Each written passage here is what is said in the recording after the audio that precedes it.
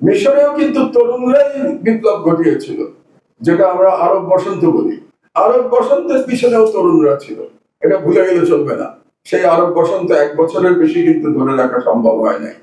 Morsi সরকারের পতন হয়েছে, ইলেকশন হয়েছে, ইলেকশনে মোরসি ক্ষমতায় এসছে, মোরসি সরকার 1 বছরের মধ্যে পতন হয়েছে, এবং ইসরায়েল এবং আমেরিকার দালাল সিসি ক্ষমতা নিয়েছে, এবং আজ পর্যন্ত সিসি ক্ষমতা নিয়ে বসে আছে। কারণ যে কথাটা আমার স্নেহভাজন একটু আগে বললো, যে কারণ হচ্ছে যে জায়নিস্ট যে এন্টিটি, তারা সিসির মাধ্যমে ইসরায়েলকে মিশরকে নিয়ন্ত্রণ করতে পারছে, শাসন করতে পারছে।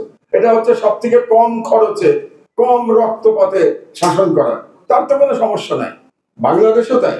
15 বছর ধরে বাংলাদেশ কিন্তু ভারতীয় সেনাবাহিনী এসেছিল, আসে নাই তো, ভারতীয় র এসেছিল। এখন এই ঘরের মধ্যেও র আছে কিনা আমি জানি না, কারণ র এত বেশি বিস্তৃত সারা দেশে, কোথায় কোথায় আছে আমি বলতে পারবো না। তো কাজেই র এসেছিল, এখনো র আছে বাংলাদেশে, কিন্তু সেনাবাহিনী তো আসে নাই। কিন্তু ভারত তো আপনাদেরকে উপনিবেশ বানিয়ে রেখেছিল। কাকে নিয়ে বানিয়েছিল? বানিয়েছিল বাংলাদেশেরই পুলিশ দিয়ে, বাংলাদেশের র্যাব দিয়ে, বাংলাদেশের সেনাবাহিনী দিয়ে, বাংলাদেশের আমলাতন্ত্র দিয়ে, বাংলাদেশের সাংবাদিকদের দিয়ে। এদেরকে দিয়ে তারা বাংলাদেশকে কলোনি বানিয়ে রাখতে পেরেছিল, এবং এটা তাদের জন্য সব থেকে লাভজনক পরিস্থিতি ছিল। এরকম পরিস্থিতি যে আবার ফিরে আসবে না, তার কোনো গ্যারান্টি নেই।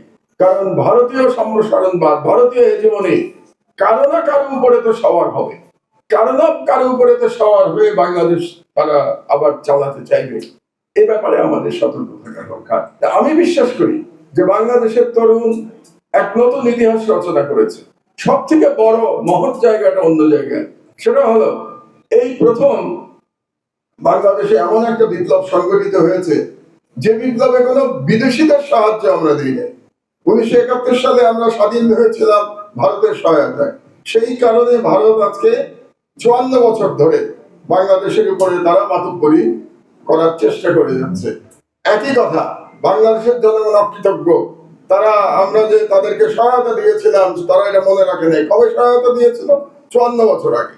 তো সেটা এখনো তারা বারে বারে আমাদেরকে মনে করিয়ে দেয়। কারণটা হচ্ছে যে তারা তখন আমাদেরকে সহযোগিতা করেছিল। এবারের যে সব থেকে আমাদের আশার জায়গা, এবারের তরুণরা যে বিপ্লব করেছে, তারা কোনো বিদেশি শক্তির দিকে তাকিয়ে বিপ্লব করে নাই।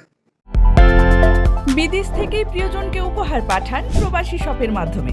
যোগাযোগ করুন স্ক্রিনে দেওয়া নম্বরে।